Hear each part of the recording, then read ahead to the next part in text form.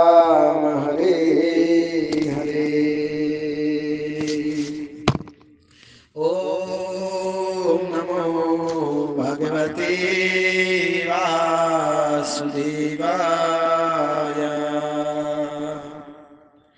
ओम नमो भगवते वासुदेवाय। ओम अज्ञानतिमिरान्धस्य ज्ञानाञ्जनशलाकया चक्षुरुन्मीलितं येन तस्मै श्रीगुरुवे नमः। श्रीचैतन्यमनोभीष्टं स्थापितं येन भूतले स्वयं रूप कदा मह्यं ददाति स्वपदान्तिकम्। वन्देऽहं श्रीगुरुः श्रीयुतापदकमलं श्रीगुरुन् वैष्णवांश च श्रीरूपं सहाग्रजातं सहगुणा रघुनाथान्वितं सजीवनम् साद्वैतं सावधूतं परिजनसहितं कृष्णचैतन्यदेवं श्रीराधा कृष्णपादान् सहगुणललिता श्रीविशाखान्वितं हे कृष्णा करुणा सिंधु दीनबंधु जगत्पते गोपीश गोपिकान्त राधाकान्त नमोस्तुते। तप्त कांचनं गौरांगे राधे वृंदावनेश्वरी वृषभानुसुते देवी प्रणमाम्य हरिप्रिया। वाञ्छाकल्पतरुभ्यश्च कृपा सिन्धुभ्यैव च पतितानां पावनेभ्यो वैष्णवे भयो नमो नमः। जय श्री कृष्ण चैतन्य प्रभु नित्यानंद श्री अद्वैत गदाधर शिवासदि गौर भक्त वृंदा। हरे कृष्णा कृष्णा कृष्णा हरे हरे हरे राम राम राम हरे हरे। हरे कृष्ण। आप सबों का बहुत बहुत स्वागत है इस परम सुंदर और परम विशेष तिथि पर जो कि है श्रीमद् भागवत गीता जयंती। आज ही के दिन, आज इस परम पवित्र तिथि के दिन भगवान श्री कृष्ण ने अर्जुन को, जो कि उनके परम भक्त मित्र और सखा हैं, उनको इस भागवत गीता रूपी दिव्य ज्ञान को प्रदान किया और वो भी कुरुक्षेत्र के युद्ध स्थल में प्रदान किया। ये भागवत गीता रूपी गीत भगवान ने गाया है। और ये कैसा गीत है? ये कोई साधारण फिल्म का गीत जैसे होता वैसे नहीं है ये गीत। फिर कैसे है? ये एक दिव्य गीत है जिसका अर्थ, जिसका कार्य यह है कि भवबंधन में फंसे हुए, माया में फंसे हुए जीवों को ये गीत सुनने मात्र से माया के बंधनों को तोड़कर मुक्त कर देता है। मनुष्य जो कि अज्ञान रूपी अंधकार में डूबे हैं, उन सब को अज्ञान से बाहर निकाल कर ज्ञान के प्रकाश में ला खड़ा कर देना, यही भागवत गीता का प्रयोजन है। देखिए, संसार में जितने भी गीत हैं ना, वो सब के सब बाधक हैं, अर्थात और भी अधिक माया के द्वारा जीव बंध जाता है जिनको श्रवण करने से। लेकिन ये भागवत गीता रूपी ऐसा दिव्य गीत भगवान ने गाया है, जिसको श्रवण हृदयंगम करने मात्र से मनुष्य माया के द्वारों को तोड़कर भगवत धाम की ओर मुड़ जाता है। ऐसा ये पवित्र गीत है, और इस पवित्र गीत को गीता उपनिषद कहते हैं। गीता उपनिषद कहते हैं, और उस पर भी ऐसी भक्ति वेदांत स्वामी श्रीला प्रभुपाद द्वारा टीका सहित लिखा गया भागवत गीता यथारूप बड़ा विशेष है। कभी कभार कुछ लोग प्रश्न करते हैं, श्रीला प्रभुपाद को इस गीता के ऊपर प्रपोट लिखने की क्या आवश्यकता थी? पहले ही भागवत गीता पर बहुत सारे संस्करण उपलब्ध हैं। तो श्रीला प्रभुपाद कहते हैं, जब मैं अमेरिका में था, एक महिला ने कहा कि मुझे भागवत गीता पढ़नी है, तो आप बताइए मैं कौन सी गीता को पढ़ूं?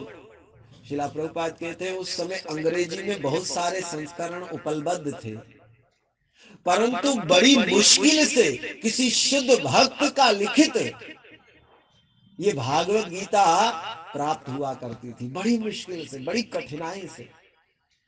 अधिकतर लोगों ने भागवत गीता के मर्म का स्पर्श किए बिना ही भागवत गीता के मर्म का स्पर्श किए बिना ही भागवत गीता को समझने का प्रयास करते हैं, और रिजल्ट ये दे देते हैं कि कृष्ण भगवान नहीं है। कृष्ण भगवान नहीं है, वो तो एक महान पुरुष थे, ऐतिहासिक पुरुष थे। ऐसे बहुत सारे लोगों ने अपनी टीकाओं, अपने मन के मेलों को भागवत गीता में मिला दिया। तो श्रीला प्रभुपाद ने कहा, इसीलिए मैंने उसको ठीक से उत्तर नहीं दे पाया कि आपको कौन सी गीता पढ़नी है। तब श्रीला प्रभुपाद कहते हैं, Bhagavad Gita as it is ही भक्तों को पढ़नी है। ऐसा क्यों?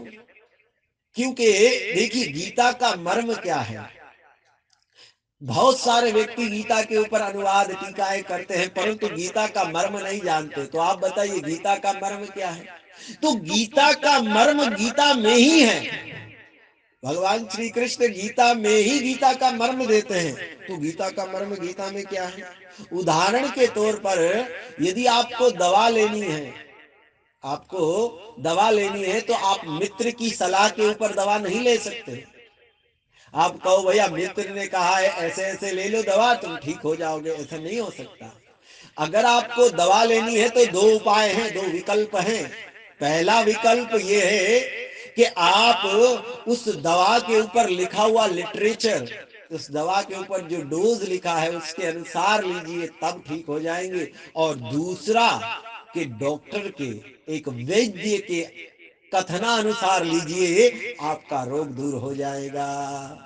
ये दोनों ही प्रमाणिक सूत्र हैं बीमारी को दूर करने के लिए। वैसे ही भागवत गीता भी हमें या तो भगवान के द्वारा, जैसे भगवान ने कही है वैसे समझना है, या फिर एक प्रमाणिक भक्त जिसने पर गुरु परंपरा से इसको सुना और समझा है, उसके द्वारा समझनी है। तभी हम भागवत गीता के सही मर्म को समझ सकते हैं। अन्यथा आप जितना भी कीजिए, भागवत गीता को ठीक से नहीं समझ पाएंगे। और भागवत गीता का मर्म भगवान ने भागवत गीता में ही दिया है। आप गीता देखिए, भागवत गीता जी के हरेक स्पष्ट में, हरेक पन्ने में भगवान श्री कृष्ण को भगवान कहकर पुकारा गया। श्री भगवान वाचा, भगवान कहकर पुकारा गया। और साधारण मूर्ख लोग जब गीता का अनुवाद करते हैं तो कह देते हैं कृष्ण एक ऐतिहासिक पुरुष है, एक महान पुरुष, एक बहुत देवता है, परंतु भगवान नहीं कहते। ये मूर्खों की व्याख्या है। तो गीता को गीता के प्रवक्ता के अनुसार ही समझना है। जैसे बड़े बड़े आचार्य हुए हैं, उन्होंने समझा है गीता को। जैसे निम्बार्क आचार्य ने भगवान श्री कृष्ण को कृष्ण कहकर पुकारा, भगवान कहकर पुकारा। मध्वाचार्य ने स्वीकार किया कि कृष्ण भगवान है। इतना ही नहीं, शंकराचार्य भी कहते हैं कृष्ण भगवान है, और रामानुजाचार्य भी कहते हैं कृष्ण भगवान है। और साक्षात भगवान कृष्ण जब चैतन्य महाप्रभु के रूप में आए तब भी वो कहते हैं कृष्ण भगवान है। इतना ही नहीं, ब्रह्म संहिता और बहुत सारे पुराणों में कृष्ण को भगवान स्वीकार किया गया है। तो एक शुद्ध पाठक के लिए, विद्यार्थी के लिए, एक साधक के लिए ये बात जानना समझना आवश्यक है सबसे पहले कि कृष्ण भगवान है। कृष्ण भगवान है। भागवत ने कहा, एते चांस कलह पुंसा कृष्णस्तु भगवान स्वयं। कृष्ण ही स्वयं भगवान है। ये भागवत गीता कहती, भागवतम कहती है। और भागवत गीता में भी भगवान श्री कृष्ण ने स्वयं कहा है, चौथे अध्याय के 1 से लेकर 3 श्लोक देखिए आप। भगवत गीता में भगवान कहते हैं, इमं विवस्वते योगम प्रतवान अमम अव्ययम विवस्वान मनुः परवाकु ईश्वाकु वृद्धवेत् एवं परंपरा प्राप्तम इमं राजऋषयो विदुः सकाले न महता योग नष्टः परम तपः स एवयां मया ते अघा योग प्राप्ता पुरातना भोक्ता अस्मि सखा चैति रहस्यम तदुत्तमः। देखिए भगवान कहते हैं, हे अर्जुन, मैंने ही इस गीता रूपी संदेश का सबसे पहले ज्ञान सूर्य के राजा विवस्वान को दिया। मैंने दिया। करोड़ों साल पहले जब सृष्टि का निर्माण किया, भगवान ने सबसे पहले सूर्य देव को ज्ञान दिया। सूर्य ने विवस्वान को दिया, और विवस्वान ने मनु को दिया, मनु ने इक्ष्वाकु को दिया, और फिर काल क्रम में परंपरा लुप्त हो गई। ये दिव्य संदेश गायब हो गया, लुप्त हो गया। ये राज ऋषियों की परंपरा में गीता का संदेश चला और फिर लुप्त हो गया। और फिर वही गीता रूपी दिव्य संदेश आज मैं तुम्हें कुरुक्षेत्र के युद्ध स्थल में दे रहा हूं। आज मैं तुम्हें वही दिव्य संदेश दे रहा हूं। अच्छा, ये संदेश है क्या? इस संदेश के द्वारा हम सीधा भगवान से संबंध जोड़ सकते हैं। सीधा जीव का जो वास्तविक संबंध भगवान से है, जो भूल गया है, इस गीता रूपी दिव्य संदेश के द्वारा वो अपना संबंध भगवान से जोड़ सकता है। अच्छा, हमारा संबंध भगवान से क्या है? जीवेरे स्वरूप होए कृष्णेर नित्य दास। हम भगवान श्री कृष्ण के नित्य दास हैं, और हम ये भूल चुके हैं कि हम नित्य दास हैं। इस संबंध को पुनर्स्थापित करना ही भागवत गीता का मूल उद्देश्य है। अब देखिए, जब कोई साधक आध्यात्मिक मार्ग पर चलता है तो आध्यात्मिक मार्ग की 3 श्रेणियां होती हैं।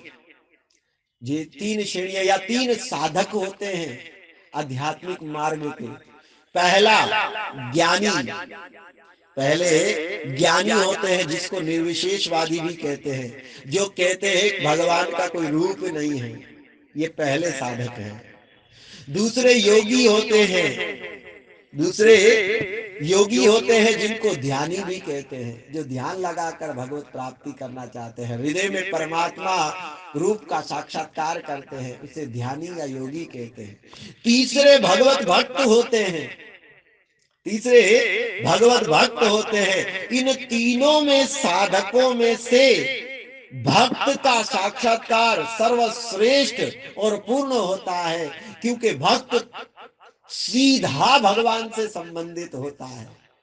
भक्त जो है सीधा भगवान से संबंध रखता है। वो निराकार ब्रह्म से संबंध स्थापित नहीं करता, वो हृदय में स्थित परमात्मा उनसे संबंध स्थापित नहीं करता, वो सीधा पूर्ण पुरुषोत्तम भगवान से संबंध स्थापित करता है, जो कि हमारा स्वरूप है।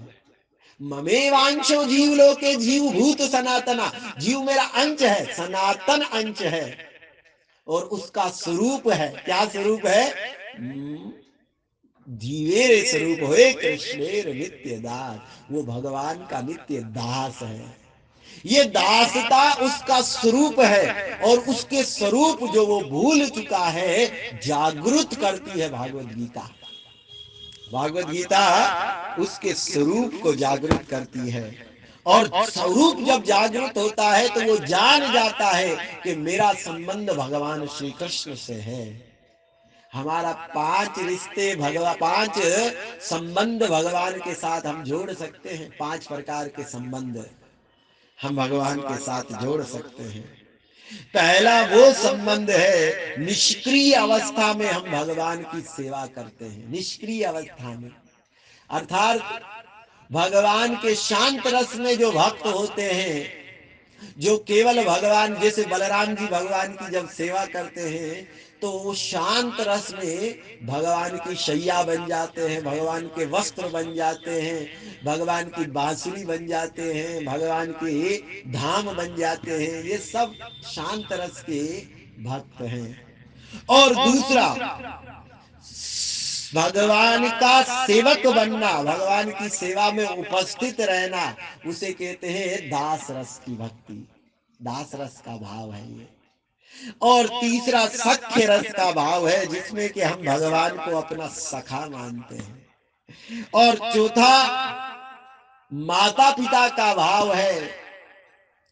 माता पिता का भाव है जिसमें कि हम भगवान को अपना पुत्र मानते हैं, वात्सल्य रस जिसको कहते हैं।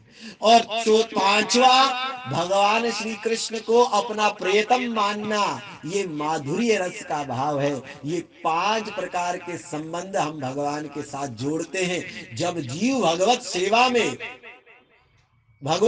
में तत्पर हो जाता है तो वो डायरेक्ट भगवान से संबंध जोड़ता है इन 5 संबंधनों के द्वारा। इन 5 संबंधनों के द्वारा वो भगवान से अपना संबंध जोड़ता है। तो ये 5 भाव भक्त तभी स्वीकार करेगा जब वो भक्ति करेंगे। बिना भक्ति के कैसे हो सकता है भाई? और इसीलिए भागवत गीता को समझना है, जानना है, तो उसके वक्ता के बताए हुए निर्देश अनुसार अर्जुन जैसा श्रोता बनकर हम गीता को समझ सकते हैं। जैसे अर्जुन ने समझा वैसे समझ सकते हैं, अन्यत्र नहीं समझ सकते। अच्छा, अर्जुन ने कैसे समझा? तो भगवान कहते हैं, देखिए अर्जुन ने 10वें अध्याय के 11वें, सॉरी क्षमा कीजिए, 10वें अध्याय के 12वें, 13वें और 14वें श्लोक में कहा है, भगवान को स्वीकार किया है अर्जुन ने। क्या स्वीकार किया? परम ब्रह्मा परम धामम पवित्रम भवाम पुरुषम शाश्वतम दिव्यामादिदेवामजं विभुम अभूत स्वामृषया सवे देवा देवऋषि नारदस्ता असितो देवलो व्यासा स्वयं चेवा वर्षी में सर्वमेतद्राम्यमान्यायन्ताव वदीसि केशवा नहि ते भगवान् व्यक्तित्वं विदु देवा न दानवा।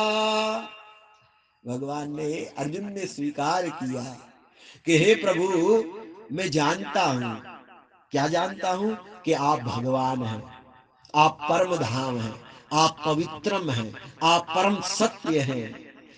ये सब शब्द अर्जुन ने भगवान को कहकर पुकारा कि आप पूर्ण पुरुषोत्तम भगवान हैं, पर ब्रह्म है, परमात्मा है, परम सत्य है, शाश्वत और आदि दिव्य अजन्मा पुरुष हैं।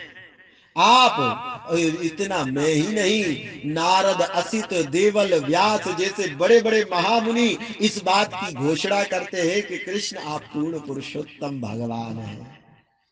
तो पहली पात्रता या योग्यता ये होनी चाहिए साधक के अंदर कि वो ये समझे कि कृष्ण पूर्ण पुरुषोत्तम भगवान है। अब कृष्ण पूर्ण पुरुषोत्तम भगवान है, ये श्रद्धा रखे और उनके शब्दों, उनके कथनों पर विश्वास रखे। ये साधक के अंदर योग्यता होनी चाहिए, तभी वो भागवत गीता के इस दिव्य संदेश को समझ सकता है। और दूसरी, अर्जुन की तरह नम्रता होनी चाहिए। तद्विधि प्रणिपातेन परिप्रश्नेन सेवया उपदश्यन्ते ज्ञानी ज्ञानिनां तत्वदर्शिना।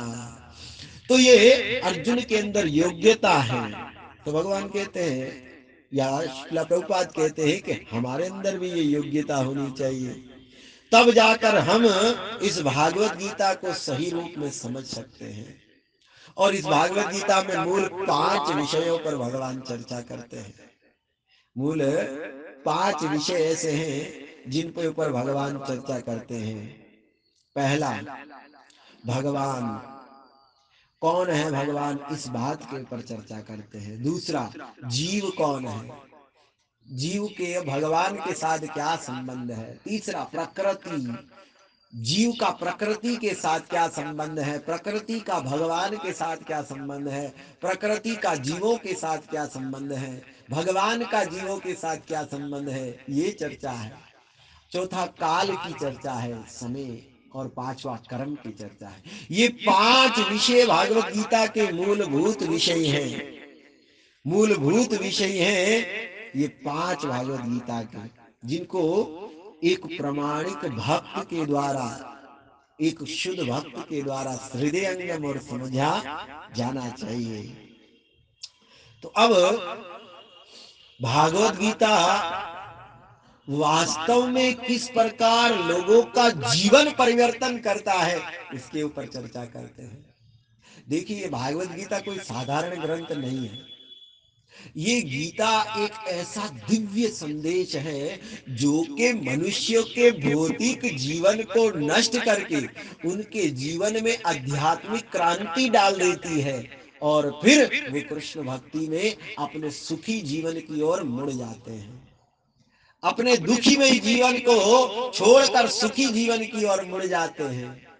अभी वर्तमान समय में हर एक व्यक्ति दुखी है, और बल्कि श्रील प्रभुपाद कहते हैं, जो इस बात को स्वीकार करता है कि जीवन में बार बार कष्ट क्यों आते हैं, बार बार कष्ट क्यों आते हैं, मैं दुख क्यों भुगत रहा हूं, मैंने यहां जन्म क्यों लिया है, मृत्यु के बाद मैं कहां जाऊंगा, मेरा यहां पर आने का उद्देश्य क्या है, ये प्रश्न जिस व्यक्ति के हृदय में उठ रहे हैं, वो अधिकारी है गीता को समझने का। गीता के समझने का अधिकारी है वो व्यक्ति जो ये प्रश्न उठा रहे हैं। तो चला प्रभुपाद कहते हैं, जो इन प्रश्नों को पूछता है वही तो अधिकारी है। और वास्तव में भागवत गीता ऐसा दिव्य चमत्कार करती है भक्तों के जीवन में कि उनका भौतिक जीवन तो नष्ट ही हो जाता है। भौतिक जीवन नष्ट होकर कृष्ण भक्ति में जीवन प्रारंभ होकर और भगवान की ओर कैसे मुड़ जाते हैं, ऐसे बहुत सारे प्रमाण उपस्थित है जिससे ये पता चलता है वास्तव में भागवत गीता ये दिव्य संदेश। इसीलिए श्रील प्रभुपाद ने कहा, इस मोक्षदा एकादशी पर, ये जो गीता जयंती तिथि है, इस पर भक्तों को चाहिए अधिक से अधिक लोगों को बुक वितरण करे। क्यों करे? क्योंकि ये बुक, ये भागवत गीता, ये मनुष्य के जीवन में क्रांति ला देती है।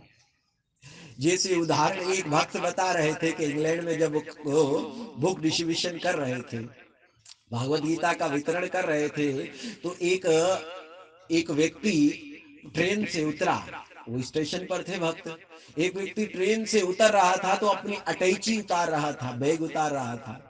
वो बैग जैसे ही उतार रहा था तो वो बैग उसके सर पर धड़ाम से आकर गिरा, और जैसे ही बैग गिरा वो भक्त की याददाश्त चली गई। भक्त, सॉरी क्षमा कीजिए, वो भक्त नहीं था उस समय, उस व्यक्ति की याददाश्त चली गई और पूछने लगा, मैं कौन हूं, मैं कौन हूं, मैं कौन हूं। इतने में भक्त ट्रेन के बाहर बुक वितरण कर रहे थे, कह रहे थे, गीता पढ़िए जानिए मैं कौन हूं, गीता पढ़िए जानिए मैं कौन हूं। और यही व्यक्ति उस भक्त के पास आया और कहा, आपको पता है मैं कौन हूं? भक्त ने कहा, आपको नहीं पता आप कौन है? हाँ मुझे नहीं पता। तो गीता लीजिए, पढ़िए और जानिए कि आप कौन हैं। उसने गीता ले ली और फिर भक्त ने पूछा कहाँ रहते हो? पता नहीं कहाँ रहता हूँ। तो चलो मंदिर में चलो। चलो भक्त, वो व्यक्ति चला गया मंदिर में और मंदिर में रहेगा, कुछ दिन रहा भक्तों के संग में। उसका शेव मुंडरा दिया, मुंडन कर दिया, शिखा रख दी, कंठी माला धोती कुर्ता पहना दिया, पूरा वैष्णव वेश बना दिया और भगवान के भक्तों के साथ आनंद मग्न होकर नाचने लगा, गाने लगा, संकीर्तन करने लगा। कुछ समय बीता, कुछ महीने बीते तो उसको अनुभव होने लगा मेरा जीवन कितना आनंदमयी हो गया है, कितना आनंदमयी हो गया है। एक समय जब मंदिर में किचन में सेवा कर रहा था तो किसी कार्य के लिए बर्तन उतारे, जैसे ही बर्तन नीचे गिरे तो उसके सर पर बर्तन लगा, धड़ाम से उसकी याददाश्त वापस आ गई। जैसे ही याददाश्त वापस आ, अरे मैं कौन हूं? अब फिर पूछने लगा, पहले भी पूछा था स्टेशन पर मैं कौन हूं तो भक्त बन गया, अब पूछने लगा मैं कौन हूं, अरे मैं कहाँ आ गया? फिर विश्वास, अरे मैं तो भक्तों के संग में आ गया, मेरी वेशभूषा क्या हुई, मेरे बाल कहाँ गए, अरे ये क्या पहना है, देखा। और तब उसको याद आया, तब भक्तों ने बताया कि आप ऐसे ऐसे सब भूल गए थे, अब भक्तों के संग में हैं। तब उसे लगा कि उस पुराने जीवन से, जो पहले जीवन था, कितना दुखमय, तनावमय, चिंताग्रस्त जीवन था, लेकिन ये जीवन कृष्ण भक्ति का आनंदमय और प्रसन्नता भरा जीवन है। तो उसने अपने घर पर फोन करके कह दिया, अब भैया मैं नहीं आऊंगा, पहले जो जीवन था दुखी में ही था, अब आनंदित जीवन जी रहा हूं, मैं यही रहूंगा। तब से भक्त बनकर भक्तों के संग में ही रहा। तो ये भागवत गीता रूपी दिव्य संदेश है जो हमारे जीवन में क्रांति मचा देता है। इतना ही नहीं, बहुत सारे उदाहरण ऐसे मिलते हैं। एक समय की बात है, कुछ भक्त लोग बुक डिस्ट्रीब्यूशन करके जाया करते थे, कीर्तन करते थे सड़कों के ऊपर, और सड़कों के ऊपर कीर्तन करते करते भागवत गीता वितरण करते थे। तो घरों में भी जाकर डोरबेल बजाया करते थे कि भैया बुक भागवत गीता का संदेश ले लीजिए। एक व्यक्ति था जो बहुत क्रोधित था, प्रतिदिन इन भक्तों को देखता था जाते हुए, उसको बहुत क्रोध आता था, बहुत क्रोध आता था। अरे सुबह सुबह चले आते हैं और उठकर शोर मचाते हैं, ये करते हैं वो करते हैं। बड़ा दुखी हुआ। तो एक दिन भक्त ने उसकी डोरबेल बजा दी, भैया भागवत गीता का संदेश लीजिए और अपने जीवन को प्रसन्न बनाइए और भगवत धाम की ओर मुड़ जाइए, इस दुख भरे संसार से उबर जाइए, ऐसा भक्तों ने कहा। तो उसको इतना क्रोध तो पहले ही था, उसने वो गीता ली, फाड़ दी, डस्टबिन में फेंक दी और भक्तों को मारने के लिए दौड़ा। तो सारे भक्त भाग गए और जैसे ही भाग गए तो भागवत गीता के कुछ जो पन्ने थे, जब उसने फाड़े, कुछ पन्ने नीचे गिर चुके थे। तो जब वो अपने घर पर आया तो उसको कॉल आई, फोन आया और फोन में उसने कहा, अरे मेरी पत्नी का एक्सीडेंट हो गई है, वो हॉस्पिटल में एडमिट है। तो जैसे ही उसको ये होश आया कि मेरी पत्नी हॉस्पिटल में, दौड़ कर गया और दौड़ कर गया तो देखा हॉस्पिटल में बहुत सीरियस चल रही है कंडीशन, सिचुएशन बहुत खराब है। बहुत दुखी हुआ, बहुत दुखी हुआ, बहुत दुखी हुआ। डॉक्टर ने कहा कुछ पैसे लाइए ताकि हम इलाज कर सके। पैसे लेने के लिए घर पर जब दोबारा गया तो कुछ गीता के जो पन्ने उसके घर पर थे, उस पन्नों पर दृष्टि पड़ी। बहुत सारे पैसे ले लिए, पन्नों पर दृष्टि पड़ी, पन्ने उठाकर देखने लगा, क्या पढ़ता है? अरे गीता में लिखा है क्या, हम इस वर्तमान शरीर को छोड़कर नया शरीर धारण करते हैं, आत्मा कभी मरती नहीं है, आत्मा का कभी मरण नहीं होता, वो सदा अजन्मा, अविनाशी, शाश्वत, पुरातन है, केवल शरीर ही मरता है और मनुष्य आत्मा एक शरीर को छोड़कर दूसरे शरीर में देहांतरण करता है। उसको थोड़ी रुचि हो गई, अच्छा लगा, अरे ये लिखा है, अच्छा लगा। वो कचरे में डब्बे में से गीता उठाई और जल्दी से तुरंत हॉस्पिटल चला गया। और हॉस्पिटल में जब पैसे भर दिए तो बैठ गया, बड़ा दुख में होकर बैठने लगा, मेरी पत्नी ठीक नहीं है, बीमार है, चिंता होकर देख रो रहा था। तो इतने में गीता जो पास लाई थी वो खोलकर पढ़ने लगा। जैसे ही पढ़ने लगा तो ज्ञान हुआ, धीरे धीरे धीरे पढ़ रहा है। देहिनो अस्मिन यथा देहि कुमारम यौवनम जदा तथा देहांतर प्राप्ति धीरस्तत्य न मुह्यति। आत्मा इस वर्तमान शरीर में जन्म लेता है, बड़ा होता है, प्रजनन करता है, बूढ़ा होता है, बीमार होता है, मर जाता है और फिर नया देह धारण करता है। वास्तव में मनुष्य का आत्मा का संबंध इस शरीर से नहीं परमात्मा से है। जब ये बातें सुनी तो धीरे धीरे धीरे उसकी बुद्धि स्थिर हुई, रोना बंद हो गया।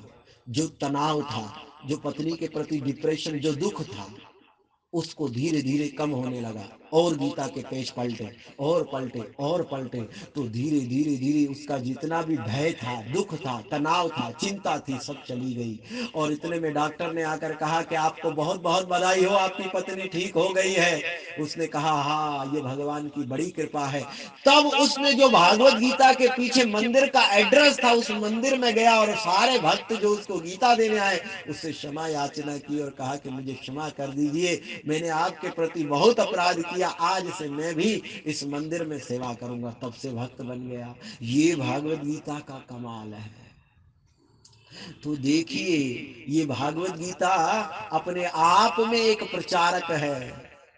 केवल इस संदेश को आप दे दीजिए, ये गीता स्वयं लोगों के हृदय को परिवर्तन करके उसे भगवत भक्त बना देगी। इसीलिए तो कहा इस महीने यदि मोक्षदा एकादशी से पहले या मोक्षदा एकादशी के बाद से आप इस गीता का वितरण शुरू कीजिए। अपने फ्रेंड्स में, अपने दोस्तों में, अपने रिलेटिव में यदि कोई गिफ्ट ही देना हो तो गीता को गिफ्ट बना कर दीजिए। गीता जी को गिफ्ट स्वरूप, भेंट स्वरूप दीजिए। क्रिसमस आ रहा है और क्रिसमस पर हर एक व्यक्ति उपहार देता है ना, तो उपहार के तौर पर आप गीता जी को दीजिए। इतना ही नहीं, न्यू ईयर पर हम बहुत सारे गिफ्ट लोगों में, अपने रिलेटिव में, अपने फ्रेंड्स में वितरण करते हैं। तो उन गिफ्टों की जगह भागवत गीता को उपहार बनाकर आप दीजिए, ताकि लोगों के जीवन में आनंदमय जीवन बने और दुखमय जीवन समाप्त हो। वास्तव में वो उपहार क्यों देते हैं, किसी को गिफ्ट क्यों देते हैं? इस आशा के साथ कि अगला हमारे उपहार को लेकर प्रसन्न हो। लेकिन जो उपहार हम देते हैं वो अस्थाई होता है, थोड़े समय के लिए रहता है और फिर उसका आनंद देना बंद हो जाता है। लेकिन गीता रूपी संदेश ऐसा उपहार होगा कि जब जिस दिन वो गीता खोलकर पढ़ेगा उसी दिन से उसका हृदय परिवर्तन होकर आनंदमय जीवन बन जाएगा। भक्तों के संग में आकर सदा सदा के लिए जीवन प्रसन्नता से भर जाएगा और भगवान की शरण में चला जाएगा। तो इससे बड़ा उपहार और कोई नहीं है। सारे मनुष्य समाज के दुखों को भगाने का एकमात्र उपाय है भागवत गीता रूपी दिव्य संदेश का दान वितरण करना। यही मोक्षदा एकादशी की तिथि, जिस दिन भगवान ने गीता रूपी दिव्य संदेश का दान दिया, तो आप सबों से यही आशा है, यही मनोकामना, यही प्रार्थना है कि खूब गीता का वितरण कीजिए, संदेश को बांटिए और जितना हो सके संदेश को अपने जीवन में उतारना, धारण करने का प्रयास कीजिए। एक शुद्ध भक्त के संपर्क में रहकर सेवा कीजिए और भगवत धाम की प्राप्ति कीजिए। गीता जयंती महाउत्सव की जय। मोक्षदा एकादशी।